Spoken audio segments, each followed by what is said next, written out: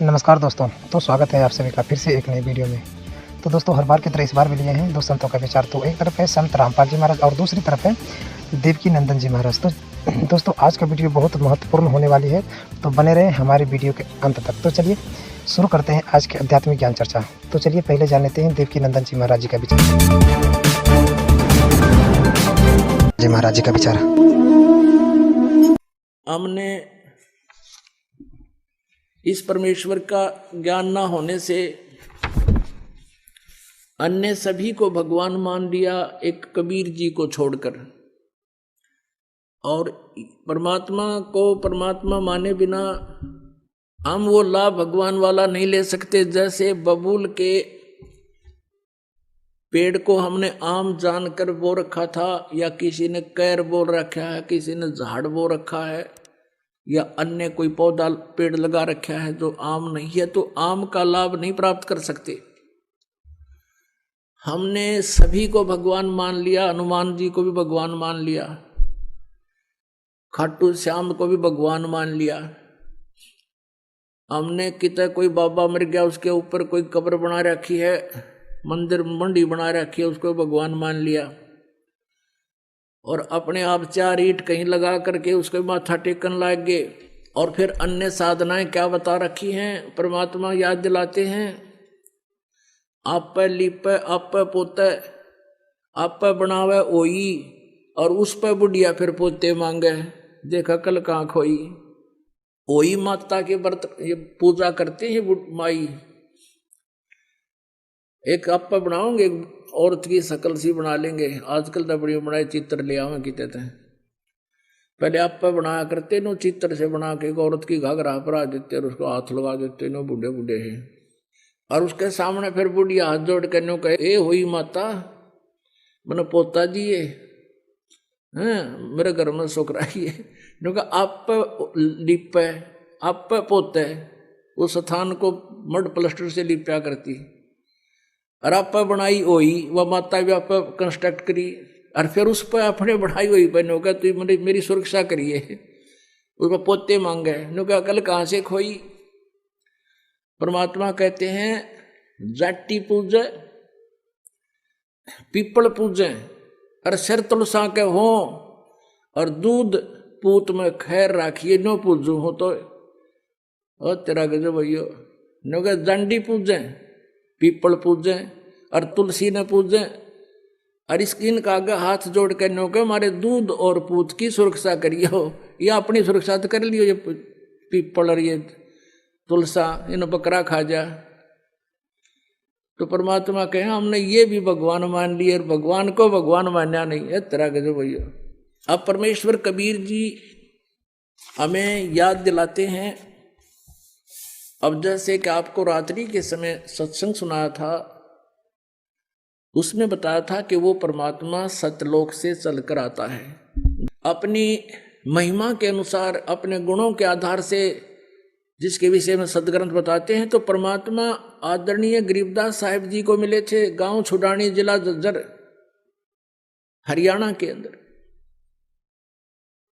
और उस अच्छी आत्मा को, उस नेक आत्मा को, जिन जैसी अच्छी आत्माओं को वो मिलते हैं, वेद में ये भी प्रमाण दिया है कि जैसे आकाशीय बिजली किसी विशेष धातु पर ही गिरती है, अन्य स्थानों पर नहीं, तो ऐसे ही वो परमात्मा उन अच्छी आत्माओं पर ही अट्रैक्ट होते हैं। हमारे जैसे अड़ंगा वो क्या करेंगे, वो आकर के जो सुन बिले और मानना नहीं, जैसे वो परमेश्वर गरीबदास साहिब जी को मिले थे, उस अच्छी आत्मा को। और फिर वो 10 वर्ष के थे उस समय। गरीबदास साहिब जी किसान परिवार में जन्म था, जाट परिवार में गरीबदास जी का।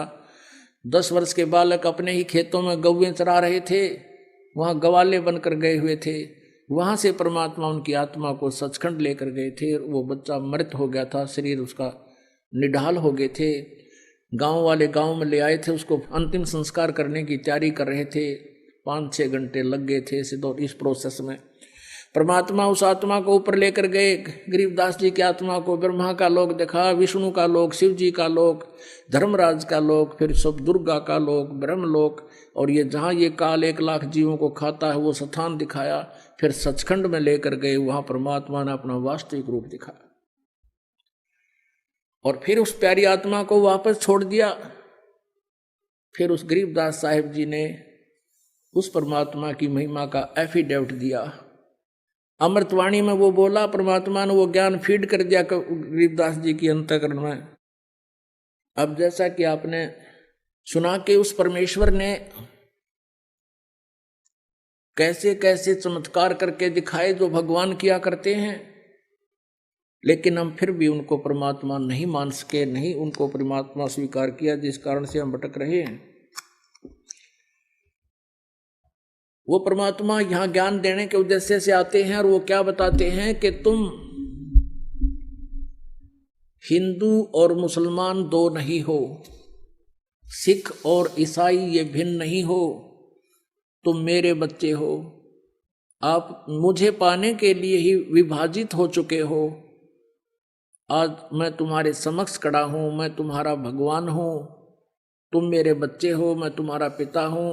लेकिन इन काल के दूतों के द्वारा हम इतने भ्रमित कर दिए जाते हैं, हम परमात्मा को साक्षात खड़े को भी नहीं पहचान पाते, हम इतने अबोध बन जाते हैं।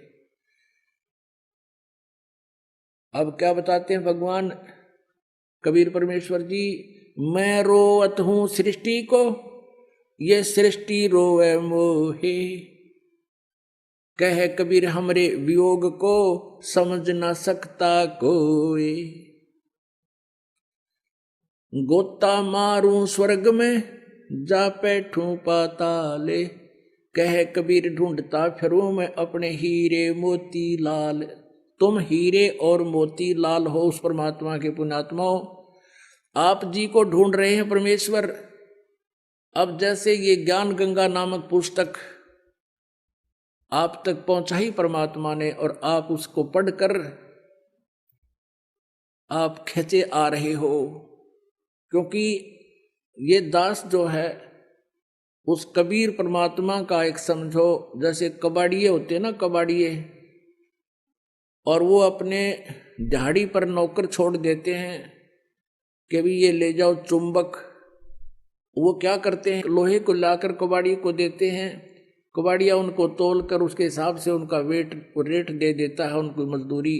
तो वो क्या करते हैं कि चुंबक भी साथ रखते हैं और उस चुंबक को धागे से बांध कर ऐसे जमीन पर लटकाते घिसड़ाते चलते हैं।